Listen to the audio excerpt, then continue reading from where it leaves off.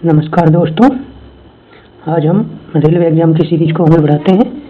आज हम PYQ के स्थान पर थ्योरी कॉन्सेप्ट क्लास लेंगे, क्योंकि हमारी PYQ सीरीज से किसी भी टॉपिक के सभी आयामों को कवर नहीं किया जा सकता।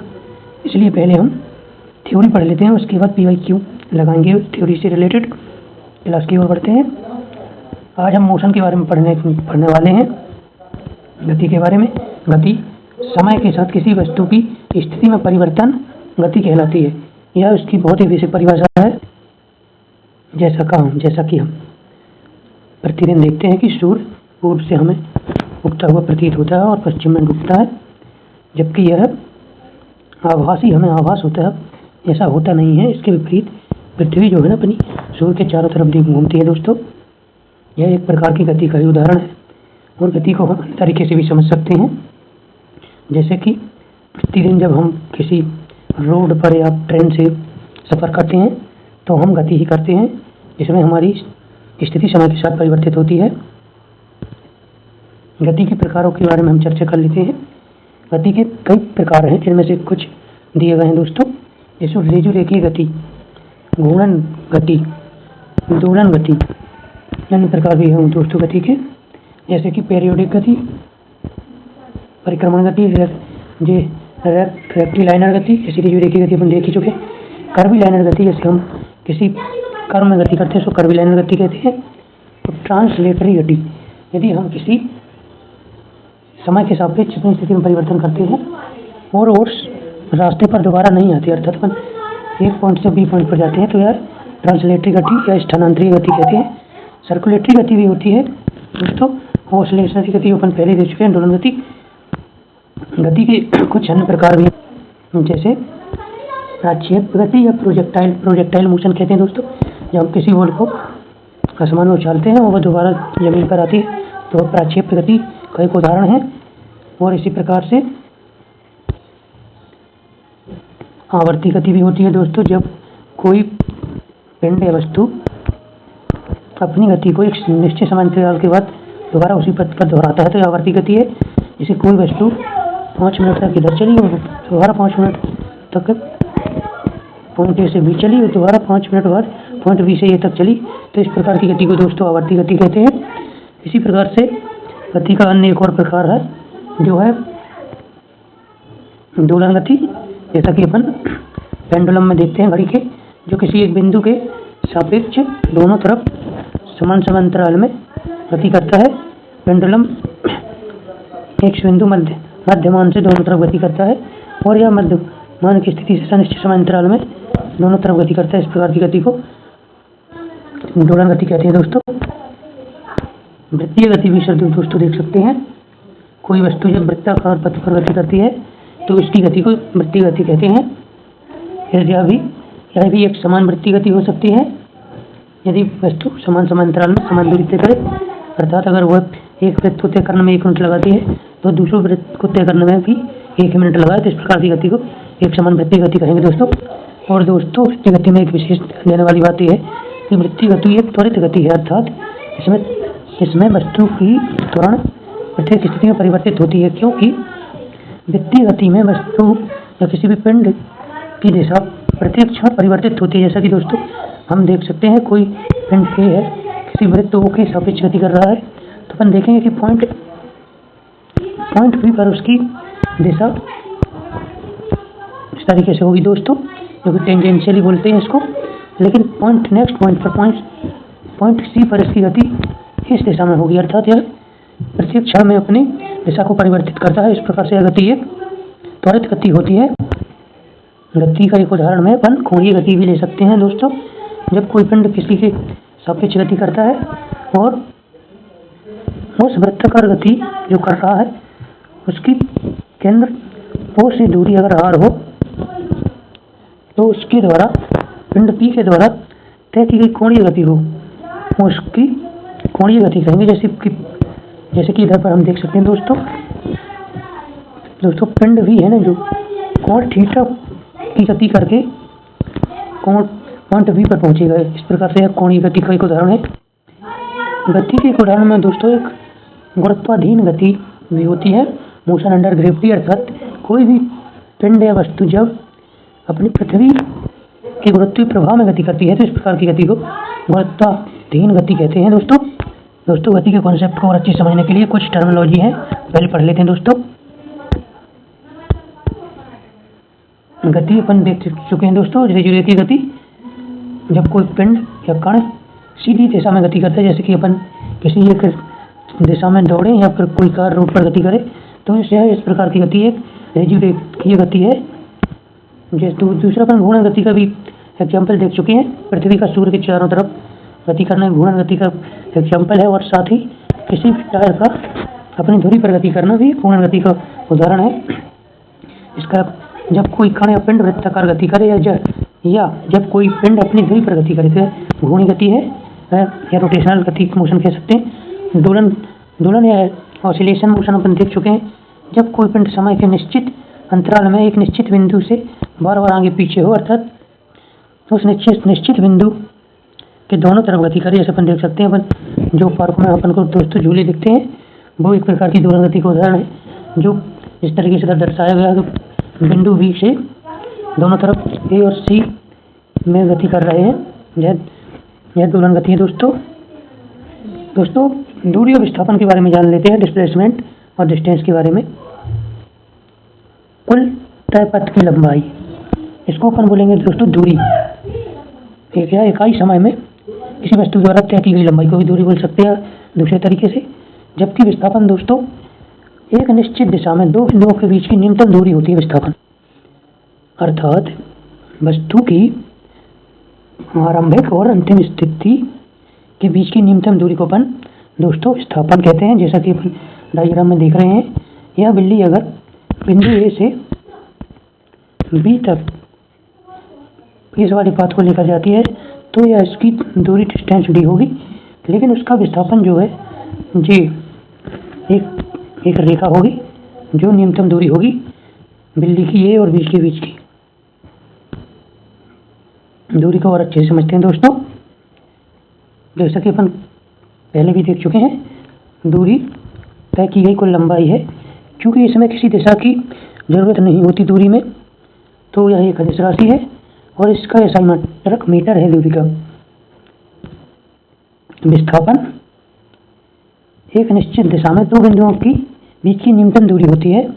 जैसा कि अपन देख रहे हैं, पॉइंट ए पॉइंट बी की बीच की न्यूनतम दूरी जो अपन को स्क्रीन लाइन से दिखाई गई है, तो यह डिस्प्लेसमेंट है।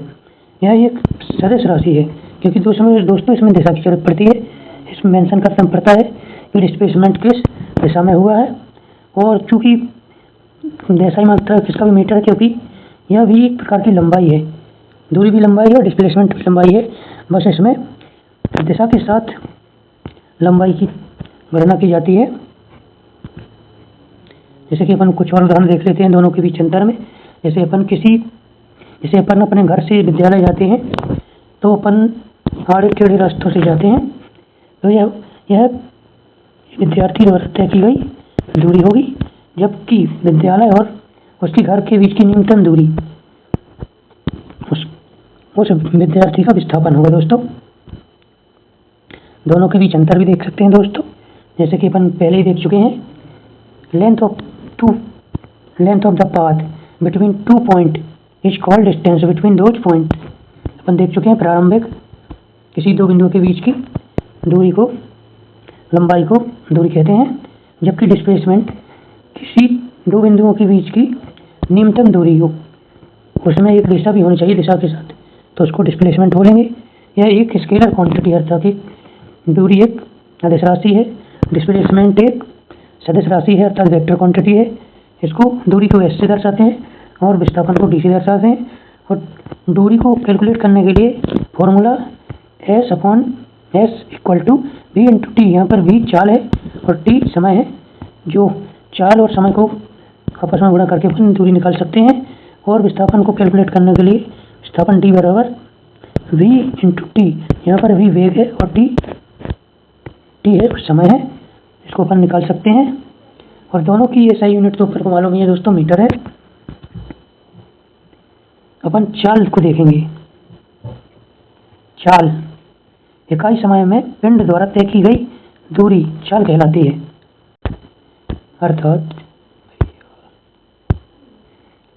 अर्थात कोई वस्तु अगर पॉइंट ए से पॉइंट बी तक चलती है, पॉइंट ए से पॉइंट बी को तय करने में 5 मिनट लेती है और दोनों पॉइंट के बीच की दूरी 15 किलोमीटर है, तो चाल बराबर होगा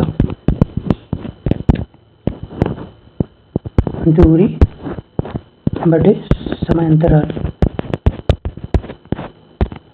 अर्थात चाल बराबर, यहाँ पर योगन का उदाहरण होगा 15 किलोमीटर जो कि दूरी थी 5 मिनट लगते थे, तो दोनों को कैंसिल आउट करेंगे तो 3 होगा। अर्थात 3 किलोमीटर प्रति सेकंड की चाल होगी किसी भी वस्तु की दूरी, जो कि हमने एग्जाम्पल में अपना लिया था। और चाल 2 प्रकार की हो सकती है दोस्तों, एक समान चाल या असमान चाल। यदि वस्तु समान समय अंतराल में समान दूरी तय करे तो उसको समान चाल बोलेंगे। अर्थात वस्तु पॉइंट ए से पॉइंट बी 5 किलोमीटर को 1 मिनट में तय करती है, और पुनः पॉइंट बी से पॉइंट सी जो भी पुनः 5 किलोमीटर है उसको 1 किलोमीटर में 1 मिनट में तय करती है, तो यह एक समान चाल होगी। और असमान चाल इसके विपरीत होगी, जिसमें वस्तु पॉइंट ए से पॉइंट बी जिसकी दूरी 5 किलोमीटर है तय करने में तो 1 मिनट लेती है, लेकिन पुनः पॉइंट बी से पॉइंट सी तक इसकी दूरी पुनः 5 किलोमीटर तय करने में 2 मिनट लेती है, तो यह असमान चाल का उदाहरण होगा दोस्तों। तो दोस्तों इसमें हम औसत चाल, तत्कालीन चाल के बारे में भी थोड़ा सा समझ लेते हैं। औसत चाल इसमें अपन यदि कोई भी वस्तु दिए गए अनेक टाइम अंतराल में अनेक प्रकार की दूरी तय करती है, तो हमें उसकी औसत चाल निकालनी होती है। जैसे कि पॉइंट ए से पॉइंट बी से पॉइंट सी से पॉइंट डी, इसको अपन देख लेते हैं। इसमें वस्तु की चाल 2 किलोमीटर प्रति सेकंड है, और इसमें 3 किलोमीटर प्रति सेकंड है, और इसमें 4 किलोमीटर प्रति सेकंड है। तो इसे ज्ञात करने के लिए हम पहली चाल को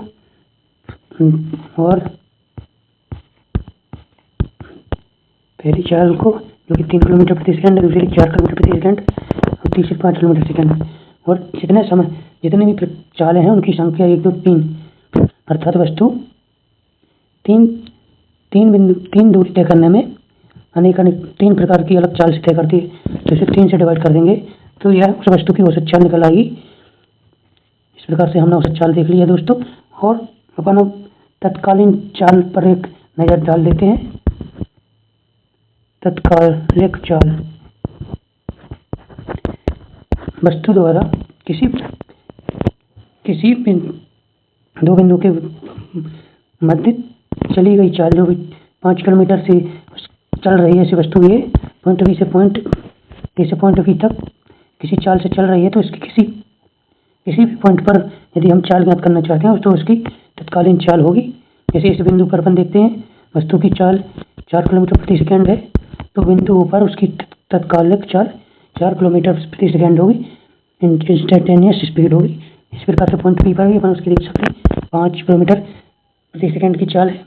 इस प्रकार से अपन औसत चाल, तत्कालिक चाल के बारे में देख चुके हैं, और अपन अब आगे देखते हैं दोस्तों। चाल के बाद अपन वेलोसिटी को देखते हैं। इकाई समय में पिंड द्वारा विस्थापन को वेग कहते हैं।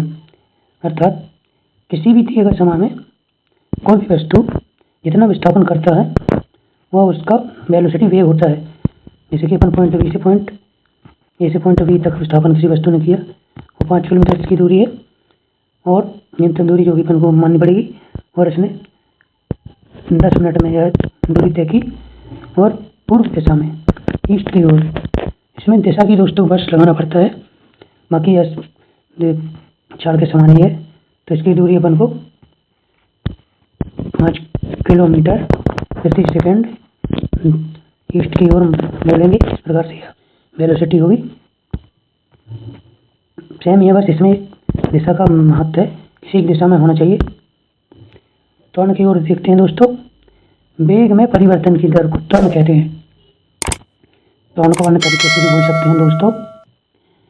वस्तु का वेग समय के साथ परिवर्तन होता है, तो उसे वस्तु के वेग परिवर्तन की दर को त्वरण कहते हैं। इस प्रकार त्वरण को हम इस प्रकार से भी देख सकते हैं दोस्तों। त्वरण बराबर वेग में परिवर्तन अपॉन लिया गया समय।